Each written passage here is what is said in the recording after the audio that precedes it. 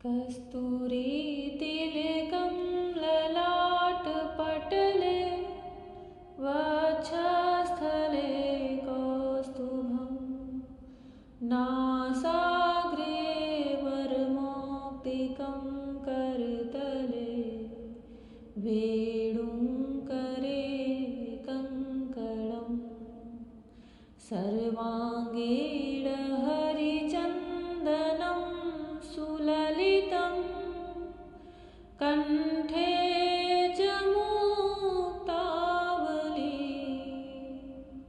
गोपस्त्री परिवेष्टितो विजयते गोपालचूडामणि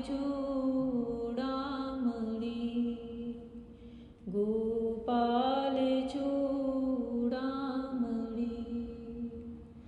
जय श्री कृष्णा, जय श्री कृष्णा मेरी सोल फैमिली। आध्यात्म आपके अपने चैनल पर मैं नंदा आप सबका बहुत बहुत स्वागत करती हूँ।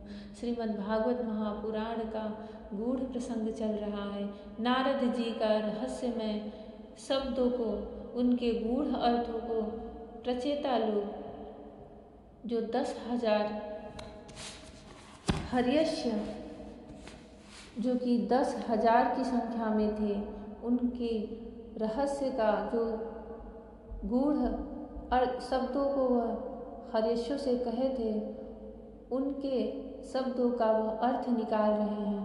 और जैसे जैसे अर्थ निकालते जा रहे हैं, क्योंकि वह बड़े ही विद्वान थे, बहुत ही आत्मज्ञानी थे, वैसे वैसे उन्हें भागवत के निरूपण का मर्म पता चल रहा है कि भागवत है क्या, जीवन क्या है, जीव इस संसार में क्यों आता है, उसका अंतिम लक्ष्य क्या होना चाहिए, किस प्रकार के लोगों को कर्म करना चाहिए, और कहाँ ज्ञान जब आ जाए तो कर्म से उपरत होकर भगवान की भक्ति कैसी करनी चाहिए।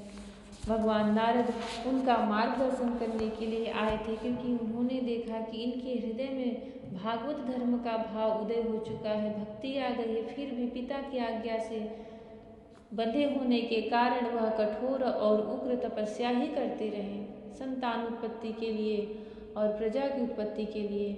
नारद जी उनके अंतःकरण की बात जानकर, समझ कर के हरि की प्रेरणा से उनके पास आते हैं और उन्हें एक सद्मार्ग दिखाते हैं, भक्ति का मार्ग दिखाते हैं।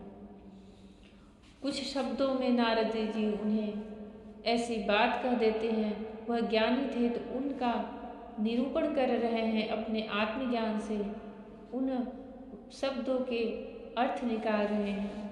हर्यश्य कह रहे हैं, यह काल ही एक चक्र है, यह निरंतर घूमता रहता है, इसकी धार छुरे और वज्र के समान तीखी है और यह सारे जगत को अपनी ओर खींच रहा है, इसको रोकने वाला कोई नहीं, यह परम स्वतंत्र है। यह बात न जानकर कर्मों के फल को नित्य समझकर जो लोग सकाम भाव से उनका अनुष्ठान करते हैं, उन्हें उन अनित्य कर्मों से क्या लाभ होगा। सुखदेव जी कहते हैं, परीक्षित, हर्यश्व अपने ही मन से मंथन करके नारद जी के वाक्यों का, शब्दों का बहुत ही सुंदर एक भगवान की भक्ति के तरफ ले जाने वाले भागवत धर्म का निरूपण करते हैं। हर्यश्व कहते हैं, शास्त्र ही पिता है, क्योंकि दूसरा जन्म शास्त्र के द्वारा ही होता है और उसका आदेश कर्मों में लगना नहीं, उनसे निवृत्त होना है। इसे जो नहीं जानता वह गुणमय शब्द आदि विषयों पर विश्वास कर लेता है। अब वह कर्मों से निवृत्त होने की आज्ञा का पालन भला कैसे कर सकता है। परीक्षित, हर्यश्व ने एक मर्म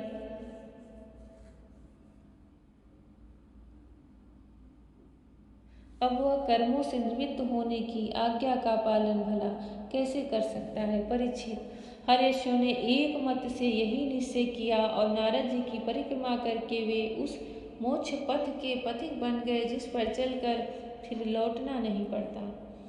इसके बाद देवर्षि नारद स्वर ब्रह्म में, संगीत लहरी में अभिव्यक्त हुए भगवान श्री कृष्ण चंद्र के चरण कमलों में अपने चित्त को अखंड रूप से स्थिर करके लोक लोकांतरों में विचरने लगे। जय श्री हरि। परीक्षित, जब दक्ष प्रजापति को मालूम हुआ कि मेरे शीलवान पुत्र नारद के उपदेश से कर्तव्यच्युत हो गए हैं, तब वे शोक से व्याकुल हो गए। उन्हें बड़ा पश्चाताप हुआ। सचमुच अच्छी संतान का होना भी शोक का ही कारण है। ब्रह्मा जी ने दक्ष प्रजापति को बड़ी सांत्वना दी। तब उन्होंने पंचजन नंदिनी अश्निकी के गर्भ से 1000 पुत्र और उत्पन्न किए। उनका नाम था सबलाश्व। वे भी अपने पिता दक्ष प्रजापति की आज्ञा पाकर प्रजा सृष्टि के उद्देश्य से तप करने के लिए उसी नारायण सरोवर पर गए, जहाँ जाकर उनके बड़े भाइयों ने सिद्धि प्राप्त की थी। शबलाश्व ने वहां जाकर उस सरोवर में स्नान किया। स्नान मात्र से ही उनके अंतःकरण के सारे मल धुल गए। अब वे परम ब्रह्म स्वरूप प्रणव का जप करते हुए महान तपस्या में लग गए। कुछ महीनों तक केवल जल और कुछ महीनों तक केवल हवा पीकर ही उन्होंने हम नमस्कार पूर्वक ओंकार स्वरूप भगवान नारायण का ध्यान करते हैं, जो विशुद्ध चित्त में निवास करते हैं, सबके अंतर्यामी हैं तथा सर्वव्यापक एवं परमहंस स्वरूप हैं। इस मंत्र का अभ्यास करते हुए मंत्राधिपति भगवान की आराधना की। परीक्षित, इस प्रकार दक्ष के पुत्र सबलाश्व प्रजापति की सृष्टि के लिए प्रजा सृष्टि के लिए तपस्या में संलग्न थे। उनके पास भी देवर्षि नारद आए और उन्होंने पहले के समान ही कूट वचन कहे। उन्होंने कहा, दक्ष प्रजापति के पुत्रों, मैं तुम लोगों को जो आदेश देता हूँ उसे सुनो। तुम लोग तो अपने भाइयों से बड़ा प्रेम करते हो, इसलिए उनके मार्ग का अनुसंधान करो। जो धर्मज्ञ भाई अपने बड़े भाइयों के श्रेष्ठ मार्ग का अनुसरण करता है, वही सच्चा भाई है। वह पुण्यवान पुरुष परलोक में मरुदगणों के साथ आनंद भोगता है। परीक्षित, शबलाश्व को इस प्रकार उपदेश देकर देवर्षि नारद वहां से चले गए और उन लोगों ने भी अपने भाइयों के मार्ग का ही अनुगमन किया, क्योंकि नारद जी का दर्शन कभी व्यर्थ नहीं जाता। वे उस पथ के पथिक बने जो अंतर्मुखी वृत्ति से प्राप्त होने योग्य, अत्यंत सुंदर और भगवत प्राप्ति के अनुकूल है।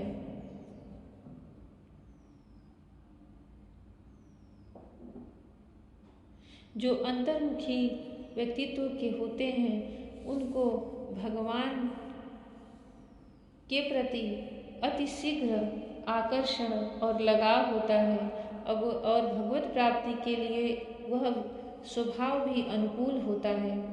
वे उस पथ के पथिक बने जो अंतर्मुखी वृत्ति से प्राप्त होने योग्य, अत्यंत सुंदर और भगवत प्राप्ति के अनुकूल है। वे बीती हुई रात्रियों के समान न तो उस मार्ग से अब तक लौटे हैं और न आगे लौटेंगे ही। जय श्री कृष्ण।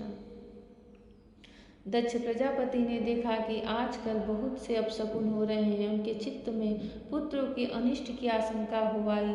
इतने में उन्हें मालूम हुआ कि पहले की ही भांति अब की बार भी नारद जी ने मेरे पुत्रों को चौपट कर दिया। उन्हें अपने पुत्रों की कर्तव्यच्युति से बड़ा शोक हुआ और वे नारद जी पर बड़े क्रोधित हुए। उनके मिलने पर क्रोध के मारे दक्ष प्रजापति की होठ फड़कने लगे और वे आवेश में नारद जी से बोले। जय श्री कृष्ण। नारद जी कोई भी कार्य बिना हरि की प्रेरणा से नहीं करते थे। उन्हें किसी से न कुछ लेना था न देना था। वह तो एक स्थान पर रहते भी नहीं थे और उसका यह कारण भी था कि वह बड़े ही निर्मल भक्त थे। उनको भक्त शिरोमणि कहा जाता है। अपने वीणा की तुम्बरू जो बजाते थे, उस पर वह भगवान के कीर्तन करते करते पूरे लोगों को पवित्र करते थे। उनके एक जगह न ठहरने का यह कारण नहीं था कि उन्हें किसी का श्राप है या कुछ और बात है। भगवान के भक्तों को किसका श्राप लग सकता है या कौन उन्हें श्राप के वशीभूत रख सकता है। परंतु वह श्राप भी भगवान के जो भक्त होते हैं, कहीं न कहीं भक्ति के ही कार्य में इस्तेमाल कर लेते हैं। जैसे नारद जी भक्त शिरोमणि थे, श्री हरि के नाम कीर्तन के जीवा पर हमेशा नर्तन करते रहते थे। तो वह जहाँ जिस जगह भी आधे क्षण के लिए भी खड़े हो जाते थे, वह जीव धन्य हो जाता था, वह स्थान धन्य हो जाती थी, वह घड़ी, वह समय, वह पल धन्य हो जाता था। और ऐसे ही नारद जी कहीं नहीं चले जाते। इतनी बड़ी सृष्टि, इतने लोग, इतना ये ब्रह्मांड, भगवान नारद कहीं भी जा सकते, उन्हें कहीं रोक टोक नहीं है। पर वह हरि की प्रेरणा से वह वहीं जाते थे जिस जीव का कल्याण होने वाला होता है। पिता को तो यह लग रहा था कि हमारे पुत्र हमारे आज्ञा का पालन नहीं कर रहे हैं और वन को चले जा रहे हैं, परंतु जो प्रारब्ध के अधीन होता है, भगवान तो सबके हृदय की जानते हैं। वह मुक्त होने के लिए ही उनका जन्म हुआ था। पर इन सबसे परे दक्ष प्रजापति क्रोध में भरकर नारद जी से बहुत कुछ कहते हैं। नारद जी उन बातों का बुरा नहीं मानते, उन्हें तो अपने हरि का कार्य करना था। भगवान के प्रति भक्ति और ज्ञान का उपदेश नारद जी का यही कार्य है और यही वह सदैव करते आए हैं।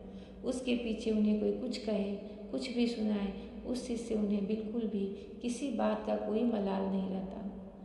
कोई भक्त ऐसे ही होता है, उसका कार्य, उसकी जीवन का एक लक्ष्य भगवत सेवा ही होनी चाहिए, भगवान से जुड़ी हुई चीज़ें होनी चाहिए।